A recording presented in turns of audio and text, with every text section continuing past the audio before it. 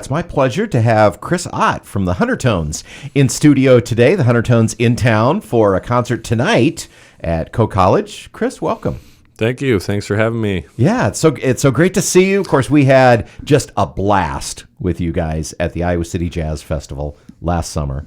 That was it was a huge highlight of the fest for us, and we of course have been aware of you and played your music here, but getting to see you guys in person was fabulous, and so great to have you back again so soon. Yeah, it's great to be back in Iowa. I feel like there's a lot of people appreciate music here, and yeah, it's just awesome to be returning so soon, and we're real excited to play tonight. Yeah, you have a lot of fans here and some history, which we'll get into, but before that, speaking of history, a lot of us know the story of the band, but I just love the origin story of how you all came about, because it was just such a very organic and kind of celebratory way for a band to come together. So tell me the origin of how you all got together, started playing music back at the Ohio State University. Yep. So we all were studying jazz at Ohio State together, and the sax player Dan White and I kind of started. Dan was booking gigs around town. I started playing with him. We were in combos together. Notably, the Art Blakey combo was like our jazz combo that we were in a bunch of years.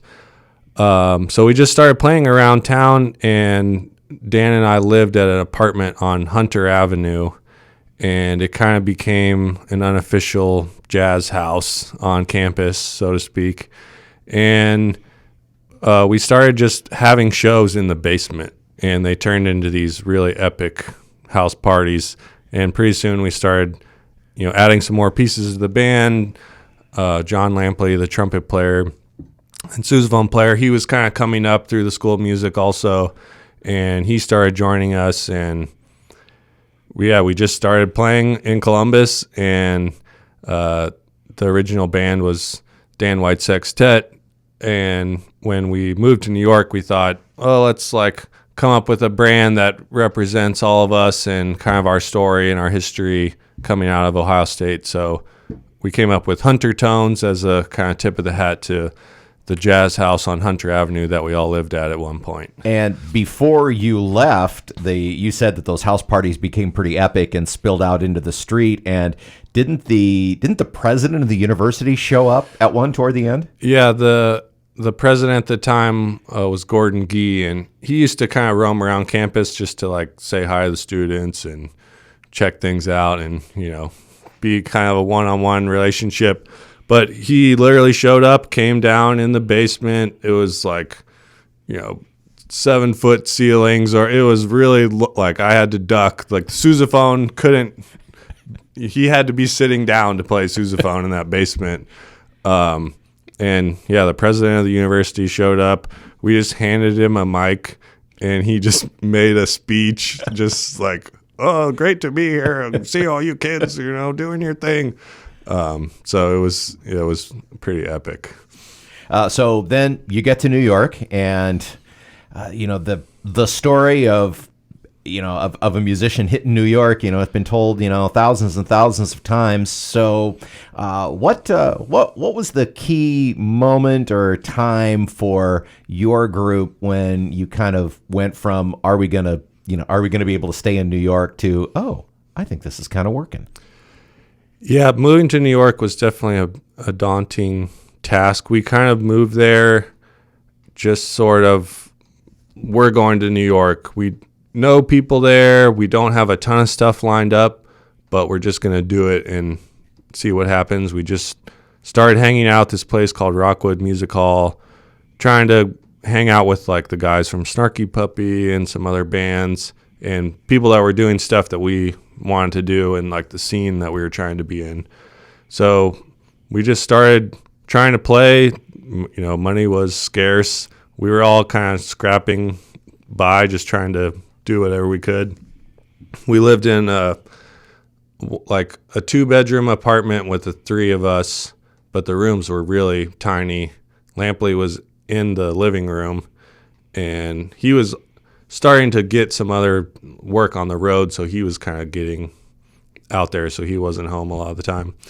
But I feel like a moment where it felt like, okay, we're really, something is happening here. We auditioned for this program called American Music Abroad, and I'd been kind of checking it out for a while, and they send bands on these month-long tours to a bunch of different countries to be cultural ambassadors, and we got accepted to the program. And I think it was when we were in our first or second country, we were in Ecuador. It was like, we're with Huntertones. Someone is paying for us to play music in Ecuador. Like, I'm on a Ecuadorian radio station right now doing an interview, like talking about Huntertones. And it was like about 2 years, I think, into being in New York. And it was just kind of the feeling of, all right, there's like something is happening. There's some momentum going here. And I feel like we're out here. We're out here in the world playing music, and this is what we're really trying to do. So that was kind of a big moment for us.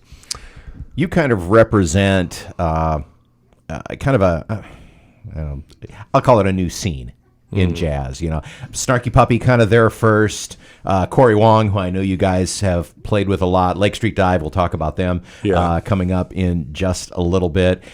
Did that, was that something that just kind of came up organically as your music was taking shape, and then you realized, hey, there's some other people kind of not doing the same thing, but just kind of with a similar vibe? Or was it exposure to some of these other groups that also was an influence?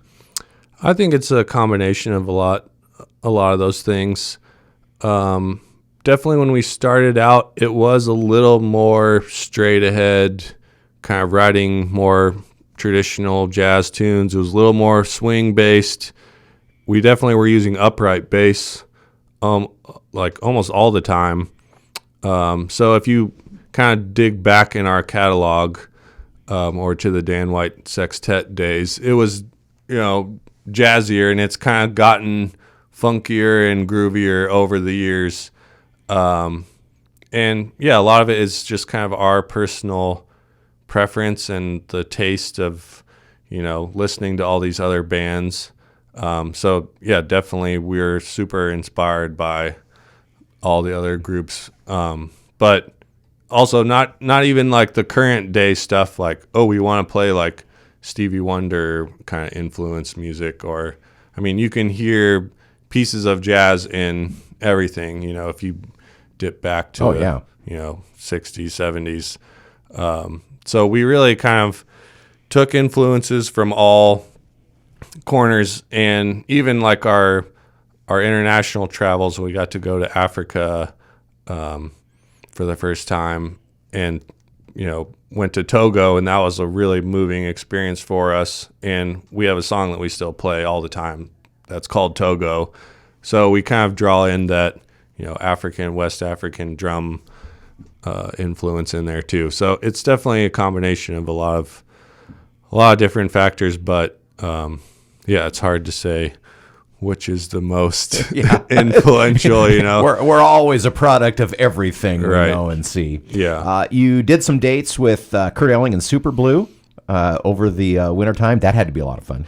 Yep. Over the past year, we kind of were jumping in for a few dates. We did a few things in Europe last summer with Kurt and Charlie, and Butcher Brown Rhythm Section are kind of the guys that are playing with them. So yeah, we're hoping to do some more stuff with Kurt in the next year. We just did the Grammys after party with him. Oh, nice.